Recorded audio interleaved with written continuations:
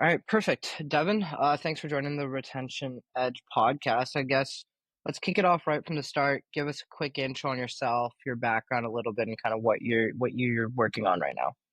Yeah. Thank you for having me, first of all. Name's Devyn Merklin. I cut my teeth in e-commerce pretty young. And when I say pretty young, I think nowadays, like, I have people that I know that have, like, started when they're, like, 12. I started when I was in, like, college at an apparel Mm, company. And I just fell in love with, like, the creation, like, being able to, like, create something, like, in your, like, dorm room, in your apartment, mhm, and then sell it online is, like, super, like, appealing to me. I was like, "This is awesome." So, I ran with that for, like, a couple of years, and then, as you get towards walking across that graduation stage, the reality sets in, and you're like, "Oh, man, I gotta get a job." So, I applied for, like, 80 different, jobs, like, no joke. I think it was, like, 88 exactly, and I heard back from 3, and one of them was, like, multi-level marketing, like MLM. So I was like, "Nah, I'm not gonna do that." Other one was, it was, like, being, like, the marketing not like, marketing specialist for, like, a crawl space company. Like, they wanted you to, like, mhm, interview, like, some of their customers, get videos, create graphics, that kinda stuff. And then the other one was really interesting to me. It was, for an individual named Doctor Blake Livingood. And the job posting, the very first line was, "This is not a job," like, job in mhm. all caps. I was like, "I wanna go see what's up with this one." So, I ended up going to the crawl space one first, and, I was like, "This is just" they put me through all this, like, corporate stuff, and I was like, "This doesn't feel good. I guess this is what it is, right? Coming out of college is what's supposed to be." Yep.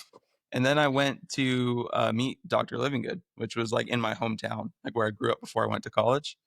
And we met at a Starbucks. He told me not to dress up, but I still wore a button up because like, "This is a test." Yeah. So we met at a Starbucks, and, it was just super casual. He's like, "I've got this clinic, I'm building this thing, and I wanna find somebody to help build it with me." And at that time, I told him this later. I was like, "I would've worked for free 'cause this sounded like the most fun that you could Pure ever have." startup vibes right there, right? Big time, Yep. and the vision behind it, the mission was so powerful. Like, his father, was diagnosed with Cogan syndrome, which at the time, there's only 250 cases documented in history, and, long story short, I won't tell his whole story, but he ended up, working with his dad to get him healthy again. So he came off, like, 15 different medications, avoided some surgeries, and got, like, his life back. Like, now he's not, like, chained to the prescriptions and, like, the surgeries. Now he could, like, go bike and fish again, all this kinda stuff. And he wanted to take the stuff that he taught his dad and that he was teaching people at his clinic and bring it online. And I was all here for it. I was like, I'm big into health and fitness. At the time, I thought I knew something. Learning from him, I learned a lot more. And I was like, this is an amazing message. Like, I want to help get this out to people. So that's where the story kind of starts. It's like it was just pure startup vibes. We're in a coffee shop working from sun up to sundown. Like, we worked at a Earth Fair coffee shop because I don't think they closed until like 11 p.m. I was like, okay, we can work until 11 p.m.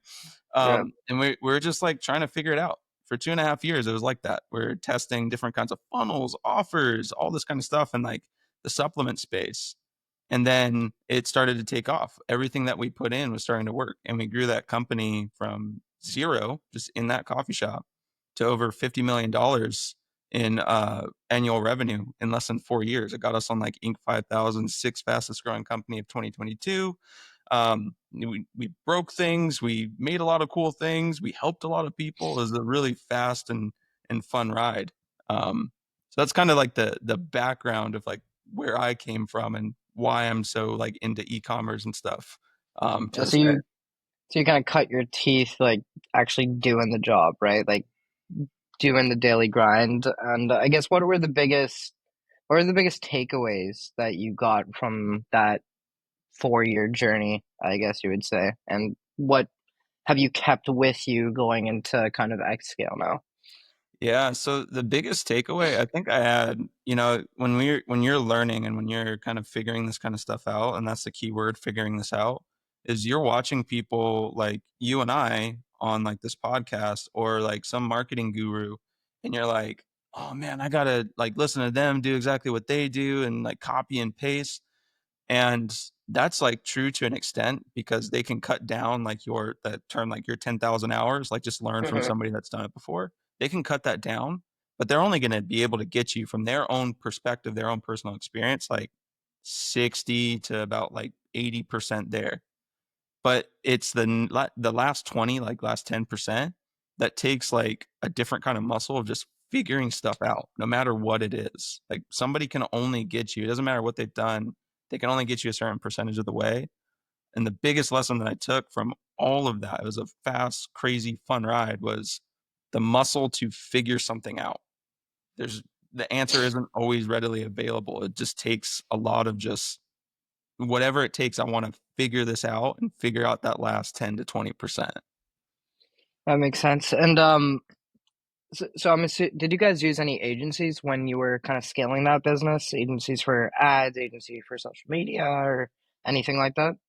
Yeah, and that's a big part of why Xscale exists now. So when we were growing that company in the beginning, it was a lot of figuring stuff out. Like it was myself, Dr. Livingood, and then another individual named Dan who ran the social media buying. And you wear a bunch of different hats in that kind of environment. And as we started to grow, we're like, well, we're growing really freaking fast. To hire an individual and to train them up could take months. Like I Yeah. see like it takes about 90 days to get somebody like fully up to speed, and to teach them on the brand and then the process. You can cut down that time by hiring an agency, but the problem with an agency is that they have their own SOPs. They're running on an agency model. That's its own business model. So they have to do things that's right for their business, which is totally understandable. The problem is when you're growing so fast and you have a methodology for growth, trying to get that agency and that contractor or contractors to work in that same kind of vein that you're found for growth. That was the Hmm. problem that we found, is trying to pull all that together. And that's why Xscale exists now. Because going through that, I was like, this was really freaking challenging. Like, why isn't there a entity or a partner like pulling agencies and contractors together in order to get them to help the brand grow?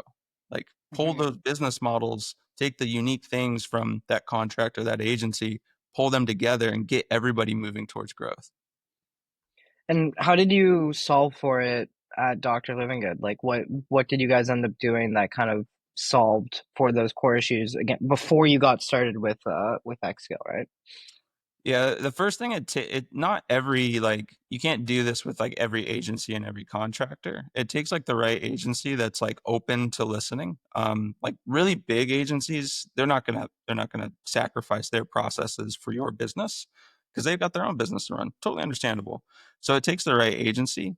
And so what we found is that if we develop the system and the process that we found for growth and we can just plug that agency in that doesn't deviate too far from their processes, it gets the system rolling and allows them to work within our system of growth without them having to do too many extra things that hurts their system, right? You don't want to it's like a give and take type of thing. You want to work with like an agency or a contractor that is willing to like work with you a little bit and not just stay in their own SOP.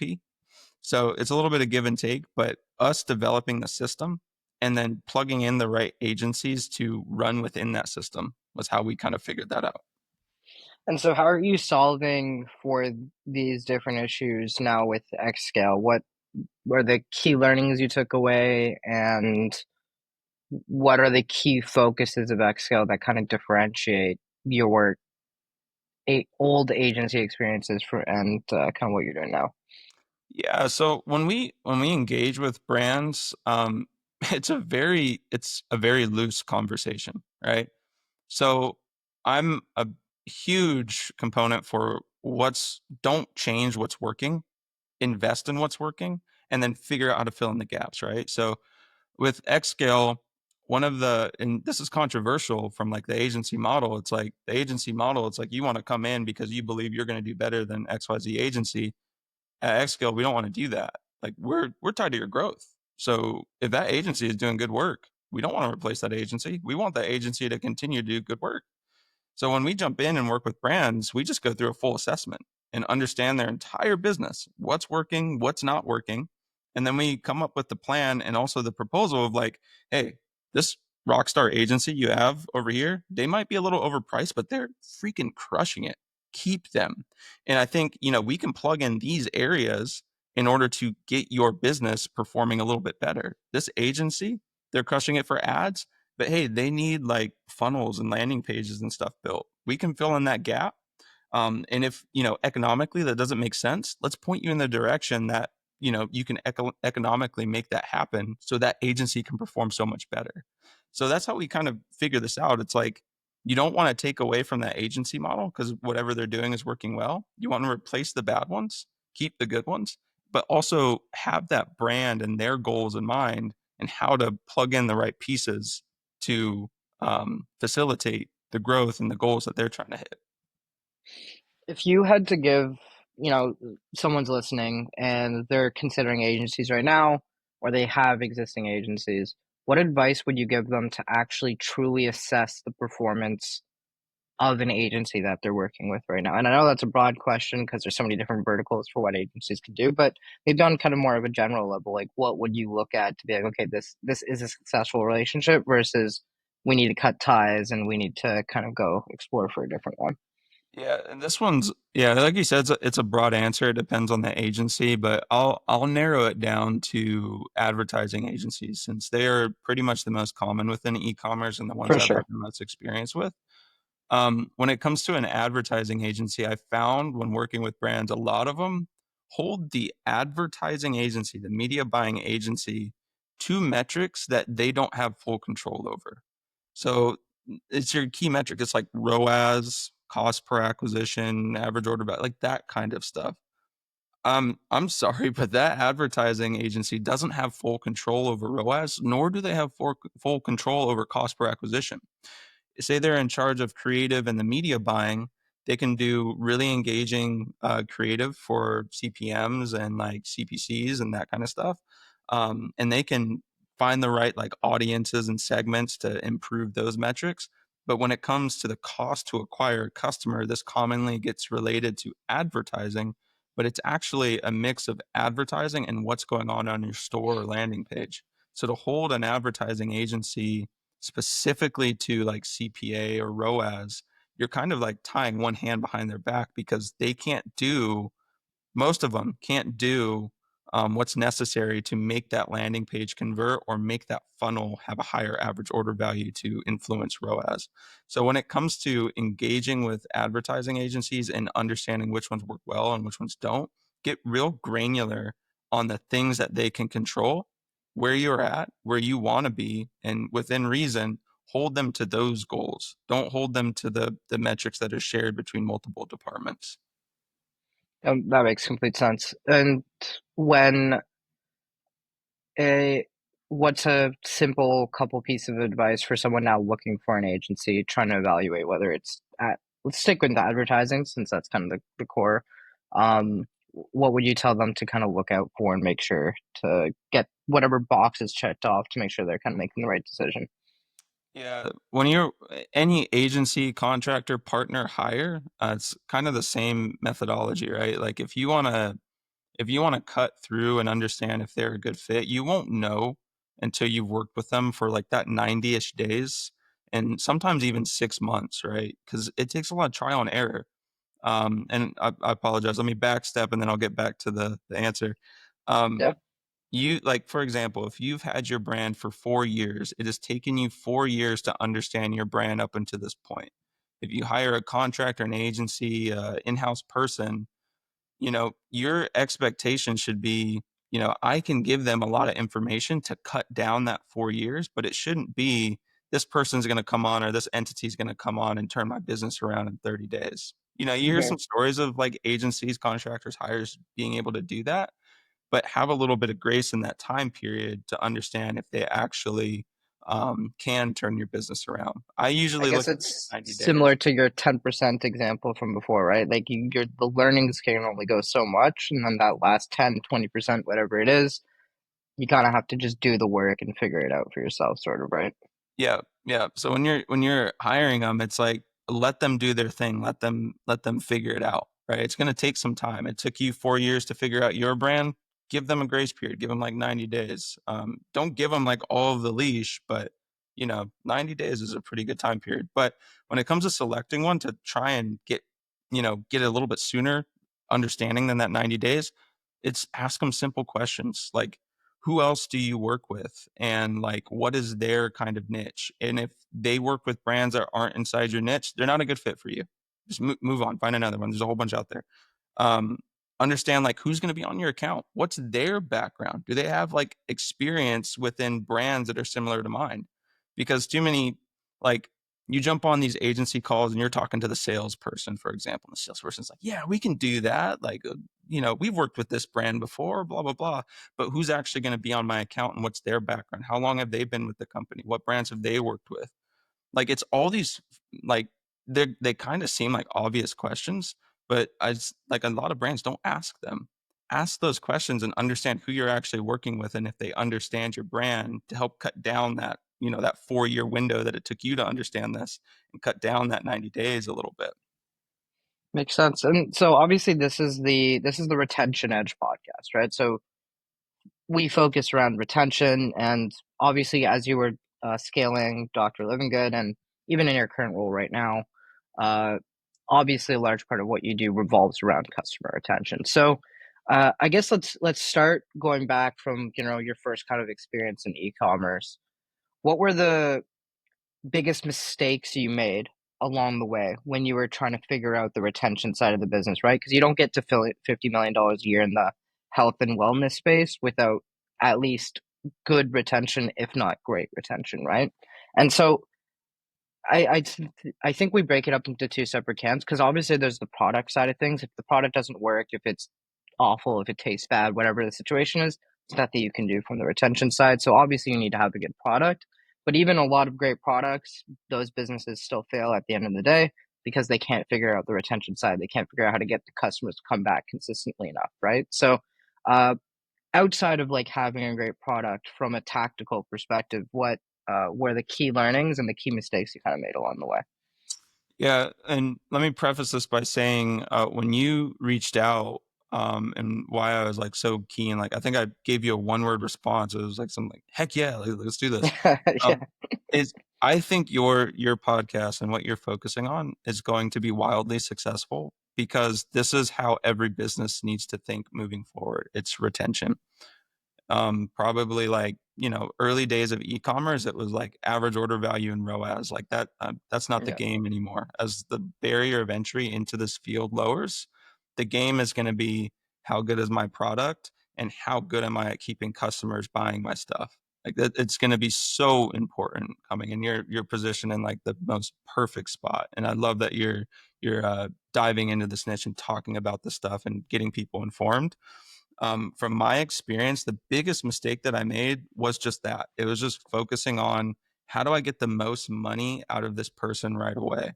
It's still important for like the economics of your business to make sure that you have like a positive return on your investment, like within advertising.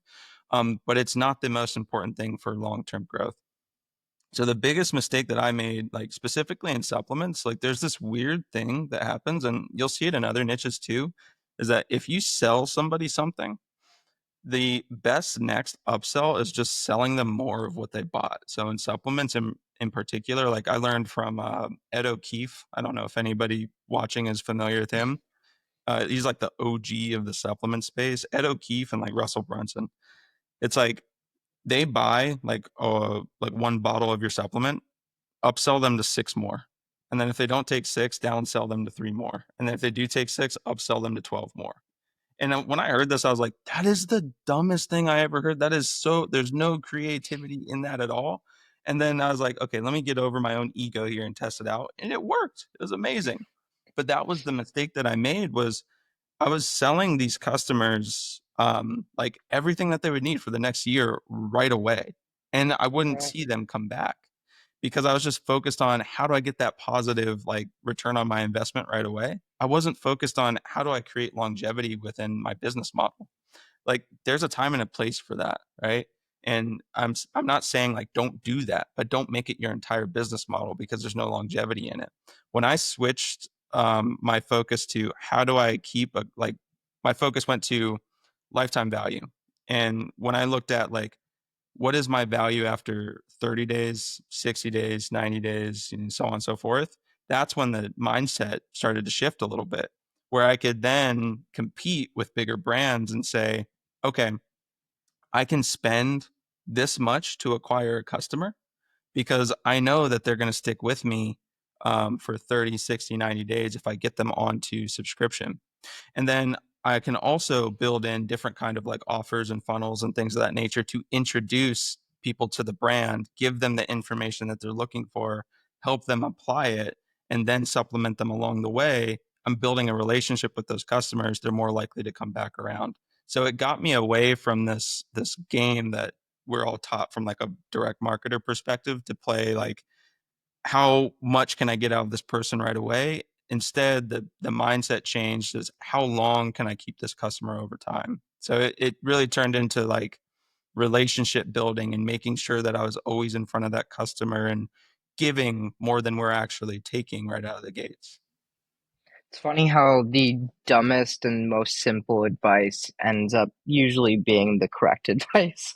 And it's just like, I feel like it's almost universally true. Everyone's always looking for that secret hack and that unique hack. And here's this little tip that you can do, and it's going to 8x your business and, all these little things, and you could never try before. And then it ends up being something just dumb, simple as give them more of what they already want versus trying to move them into all these other things that they haven't tried yet.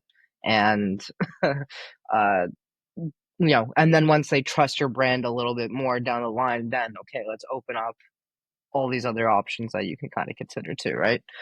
So I always find that funny how it's just the stupidest advice at the end of the day. And we see this in our business too, in the mobile app space. When people are like, oh, I don't know how to like get people back to my app and everything, and I have to figure out the perfect flow to create. And I'm just like, just send out a general push notification reminding them that you're there, and do that first. It'll work great, and then continue to experiment, but just keep it dead simple. Let's not, overcomplicate things over and over and over and over again, where it takes 3 months to plan this out when we can launch something this week. Try, iterate on it, right? Mhm. Speed of execution at the end of the day. Uh, and so now in your role or not in your role with the company you started with Xscale, how are you walking brands through retention and training them up to kind of see things that way? Because I work with brands every single day, and I still run into the difficulty of trying to convince them that retention is where you're going to grow your business, and just the endless spending on Facebook ads and Google ads and everything like that, not focusing on the retention side, is a losing game. Maybe not, maybe still not right now, but definitely within the next couple of years, right? Facebook ads keep getting more expensive. Email open rates actually are kind of getting lower and lower every single year, generally speaking, right? So there's all these different headwinds that brands are facing. So what are you kind of doing to get brands to see the light? I Mhm. guess. Yeah, it's a challenge for sure. So when we usually work with brands, it's usually brands that, we work with some brands that are high six figures, but there's people that we staff on accounts and that has an expense. And so we don't want to, if you're doing high six figures or mid six figures, that expense might be a huge, expense that, hurts Yeah. your growth at the end of the day. That goes against what we're trying to do. So we usually work with brands that are like the low seven, mid seven figures, right? The reason that we work with these brands is because we can directly talk to the owners.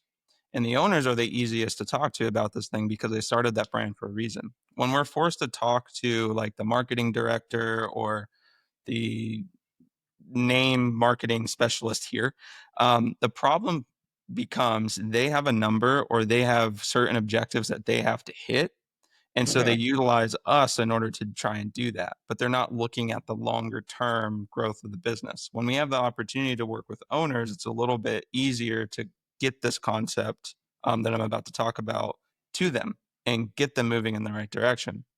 So I call this IAS, and this is exactly how we set up Livingood Daily.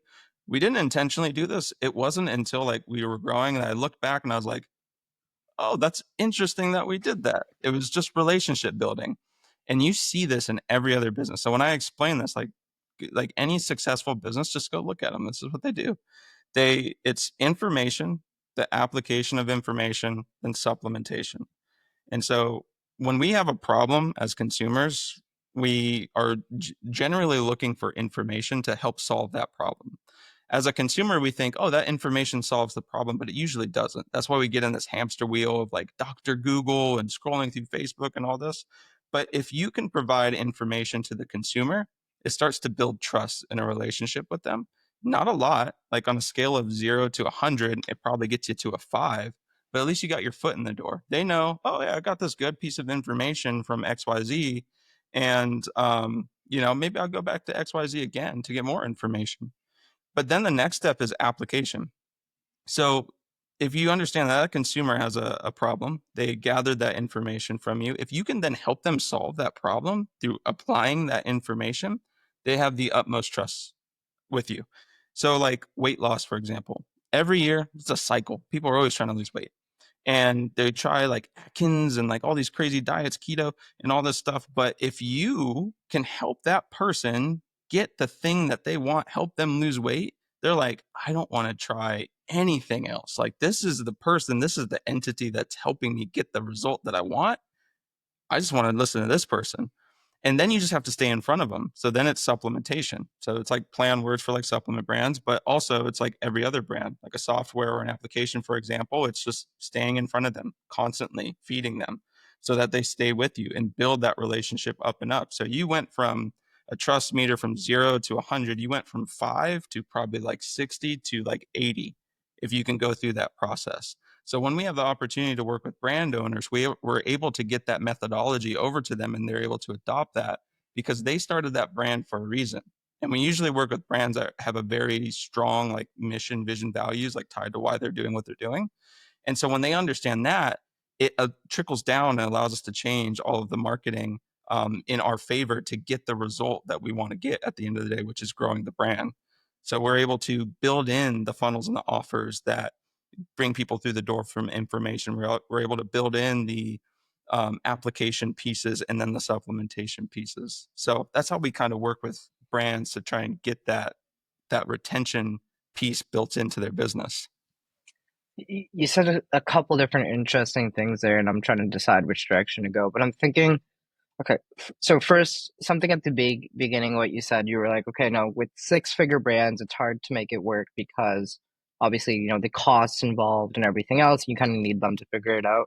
It's interesting because we kind of see a similar thing where if a brand isn't, typically isn't at least figures or something like that, it's almost like retention doesn't matter to them at that point. And it's like it's just acquisition, acquisition, acquisition to a large extent because at the end of the day, yeah, you can try to retain these customers, but if you don't grow fast enough or you don't grow your revenue enough, the business doesn't even really make sense at that point. So I'm curious, like from your experience, where do you see that where do you see brands typically tilting towards? Okay, I've been doing acquisition and focusing on this for X amount of time now. Now I need to flip the switch and start thinking about retention. And this is kind of a two-part question. When do you see them typically doing this? But when do you think they should actually start focusing on it instead? Because oftentimes it might be too late by the time they start focusing on it, right? Mhm. Probably around 3 to 4 million is when they start to, oh, okay, lifetime value, and I can keep the same customer over a long period of time. Right? That's usually where I've seen it. And then where should they start focusing on it? In the very beginning, honestly, in the very beginning, but it shouldn't take up majority of your focus. It should be Okay. a piece of your system, but then like say that's the 20%, your 80% should be figuring out how the heck do I get to 7 figures? To give you an example, I own a automotive like parts brand. It's called Karma Speed. And this was the game. Like this was just a hobby business, a lifestyle business. I met an influencer a few years ago. I was like, "Dude, you're building the same car that I'm building, and you got an e-commerce store. Can I help you out?" He's like, "Heck yeah." And so it was just like we spend like a couple hours a week on it. And we're like, "How do we like grow this thing?" And so we're focusing on like how do we bring new customers in? And so what I'm trying to get to is that you can get to seven figures pretty easily just by nailing one product and getting new customers to buy that product. If you want to go past that 3 4 million, you got to figure out how to keep your same customers there for a long time. So with this brand, we just turned over products, different kind of offers, things, and all this kind of stuff, and like boom, it was like overnight. It was like a 30K month to 150K month. Like right after that, once we found that right product and just scaled it, a bunch of new customers came in. Then the game is how do you keep those customers coming back? But the lack of focus in the beginning of building in those pieces of retention now creates a problem now where you have to almost slow down that new customer cost per acquisition because they're coming in and just bouncing out, and Mhm. you're trying to figure out what is that retention piece. But if you just started with that and spent like 20% of your time trying to figure that out, once you've nailed that 80%, then it just falls into place and then you're able to compound that growth. So that was like unknowingly Livingood Daily. It's like we used recharge for like subscription revenue, and we just had it turning in the background. Didn't take up a lot of our time. And then when we cracked the code through ads and got a bunch of people through like we're we probably did like 400K in 1 month through just one funnel. It was just a one-time offer. We noticed, wow, subscriptions are starting to grow passively in the background, and that's allowing us to grow the entire company. So, Okay. long story Getting short, I that would say repeatable revenue essentially allows you to try new things, spend more money on ads because you're not spending that money on instead of spending that money on or and getting that revenue from ads, you're suddenly getting all that money from subscriptions. So you can reinvest that money into more ad spend or more people on your team or more inventory or whatever, whatever the situation might be. exactly, exactly. So you want to focus on it in the beginning, but the main focus needs to be how the heck do I bring in new customers and get them into this machine? So now let's say someone's listening to this and they're like, okay, you know what? I'm going to focus on retention. I liked Devon's system and how he kind of like laid it out. I'm going to start implementing this.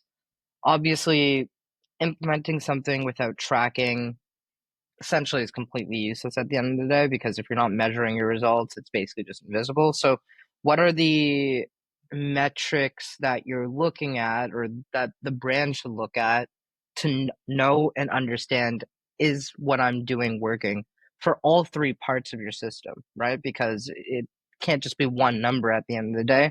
I assume there's different numbers for each kind of part of the journey. Mhm. So there's a lot of different KPIs that you need to focus on as you grow a business, but the most important ones are the ones that I'll speak to right now. Um, what I would say, the very first thing, there's different apps and different softwares and things for tracking, kind of like retention, subscription, all that kind of stuff, and acquisition. Um, what I would say before you lean too heavily on those, understand your numbers on a spreadsheet level. So like what is my landing cogs, what are my processing fees per order, how much am I paying in taxes, how much is the software cost, like all of that should be factored into your cost to acquire a customer, right? If you can get that granular, then data is just relative. I've been on the data side and hear from people like, oh, this doesn't match up with what I see on Meta, and Meta doesn't match up with what I see on Triple Whale. Like it's Yeah. all relative, but Hmm. the only way you understand the truth is if you know dollars in, dollars out on a spreadsheet level. And then you can go to Meta and see where it's off. You can go to Triple Whale, Hyros, whatever the application might be to figure it out, right? But you need to start on that granular level. So I'd say start there. And then those main KPIs I'd be focusing on is how much does it cost me to acquire a new customer, whether you're doing ads or whatever else? How much does it cost me to acquire a new customer? How much is that customer worth after 30, 60, and 90 days? I would stop there. So I would say like look at LTV, but LTV can be misleading. So you want to look at LTV on a 30, 60, 90-day level. So there you've got this is how much it's costing me to acquire a new customer, like real granular. You factor in processing fees, all that kind of stuff. This is how much they're worth after a 30, 60, 90-day timeline. And then how much are they worth like immediately? So that's kind of like that ROAS element, that average order value. Like how much profit am I making off of them? If you can get those three metrics kind of dialed in, then you know, okay, for every new order that I make, this is how much I'm going to make 30, 60, 90.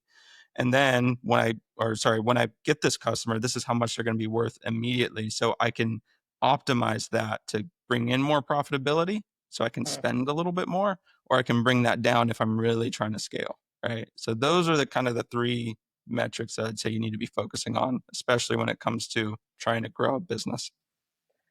And you've kind of slightly mentioned some tools here or there that that at least you guys used at Dr. Livingood or that are kind of around in the e-commerce system right now. What are the tools that you're using, that your brand's using, or that even that you most recommend for different brands to use to kind of focus on the retention side of the business? On the retention side of the business, so I'm in the supplement space primarily. Hmm. Um, and I'll couple this with a story. Um, and I'll just stick to one because they're here, they're watching, and I feel like people get shiny object syndrome and they start running Hmm. out different applications. But if you're here, you're watching, you know what to do. Um, this story that I'm about to tell, when we were growing, we had a lot of subscription revenue coming in. I think we had maybe 1 million, $2 million a month in subscription revenue at that time. And we were on an application called Recharge. And Recharge is huge. They do a bunch of different things, like a bunch of crazy stuff. And they came back around, and Shopify is going through some changes and all this kind of stuff. And they said, well, we need to make your contract a little bit higher. And we're like, oh, heck no.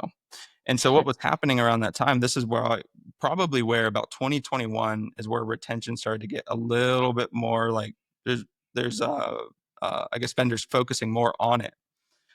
So all these little like subscription applications started popping up. And so we found one called Loop subscriptions that was pretty good. Like they were just starting out. And so being that we're making about 1 million, $2 million a month in just subscription revenue, we needed to find a partner that we could really like make that work. And I'm going to cut the story short, but we ended up migrating over to Loop subscriptions because they were able to adhere to everything that we needed to do from a sales process perspective. Love that application from a supplement subscription perspective.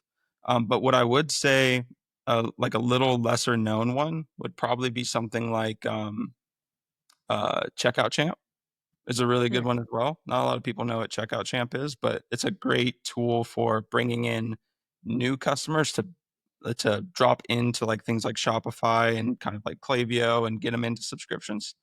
Um, so yeah, I wanted to keep that. I was trying to confine that answer a Yeah. little bit just because I'm very aware that people get shiny object syndrome and want to go check out new softwares and that kind of stuff. So And so you actually brought up something around like the costs of these different ones. Klaviyo's the biggest one in email, or like there's all these different tools that are the big ones, and then there's all the new competitors like Loop that might charge less and give you 90% of what you can get with Recharge. And how do you kind of evaluate all these different tools and going to like the market leaders versus these little Loop startups that maybe not they're not a startup anymore, but maybe they are closer to one kind of at the time? And how did you go through evaluating that, trusting it, and then really deciding from a perspective of like, oh, maybe I'm gonna be paying 40% more with Recharge, but there's that trust factor there because everyone's using them. Like, what are your thoughts around that? that's the question that I love. Okay, so um, I don't care what the application is, whether it's Recharge, Loop subscription, Checkout Chain, Shopify, BigCommerce, whatever it might be. But the person or the company, the software that you're working with, they're listening to you. They're not just throwing you into a system. Like if you've got a business and you've got an idea on how to make retention better or make whatever it be better, and you can voice that to the company, and they're listening to you and then make those changes. It might not be immediately. They're a company too. They got their own things going on. But they're listening to you and they put it on their roadmap, and then eventually they get to it. that's the type of application that I want to work with, right? I don't care what it is. Like they all have like your tech stack is not your answer for growing a $50 million business. So that's why I was kind of like reserved in that question that you asked me Mhm. before, because I don't want to say too many softwares and people are, oh, I gotta get this, this, this. You want to find the right people and the right, I guess, company that's going to listen to you and change things and make things better based on your feedback. And I guess that's a good point too, right? Because there's small companies that won't do that, even though they probably should. And then there's large companies that the entire reason they've grown from the start is because they do listen to their customers. They what most companies won't be able to just instantly implement things, especially a bigger company, but they listen, they plan out, they figure it out, they communicate with with you, let you know what's going on, and then kind of over time, whether it's 2 months, 3 months, 6 months down the line, they kind of get it implemented or something like that, right? So I guess from a company size perspective, it doesn't really matter. It's just like you said, listening at the end of the day and being willing to take that feedback, not insultingly or critically, but as like a, oh, this would make the experience so much better at the end of the day, right? Again, this whole podcast focuses on retention. If you had kind of some last words for advice or anything like that for anyone listening, whether they're a six-figure brand, I'd say on the low end, maybe someone doing around $1 million a year or just less than that, to a mid to high seven-figure brand, like what's kind of the general advice that you want them to take away from this? Yeah, and it's not like a tactical answer. It's build relationships with your customers. Every like, don't get me wrong. I love like exploring different kind of technologies and tactics and strategies. Like I love talking about that stuff too. But at the end of the day, every step you make, think about how this is going to affect the relationship that you have with the person on the other side. And if it positively affects the relationship, then the retention just comes, right? Like if you think about, I had an old football coach in high school, compared everything to dating, and some of it is rubbed off on me. If you think about like your business or what you're doing and the customers or the people you're here to serve as just a date, going out to a nice dinner, that's your business isn't going to be around for a while. But if you think about how do I turn this into a marriage and do the right things and listen and change and do all the things that you would do essentially when it comes to a long-term relationship, that's how you nail retention. Don't just focus on the strategies and the tactics and all that kind of stuff, but like that's the feedback that I'd give is any tactic or strategy or anything that you're looking to do, just have that relationship in mind. Like, how is this going to affect my relationship long term with this end user? I love that. I'm gonna use that as an analogy from now on myself. Awesome, man. So look, I appreciate you doing this. If anyone's listening to this and they're like, Devyn sounds freaking awesome, I want to hear more from him. Where can they come across you? Where can they find you? Where would you love them to reach out to? Yeah, just go to thexscale.com. There's some links up at the top. You can join our free mastermind. I'm in there going live talking about random stuff, cool strategies that we're seeing in marketing. If you're interested in working with us, you can hit the growth call button and jump on a sales call where we're try and pitch you or pitch you away. So just being real, we're all here to play the game of business. But if you want to learn more, just go to the website and take it from there. Awesome. All right. Thanks so much, Devyn. I appreciate you doing this, man. Yeah, thank you for having me. Appreciate you.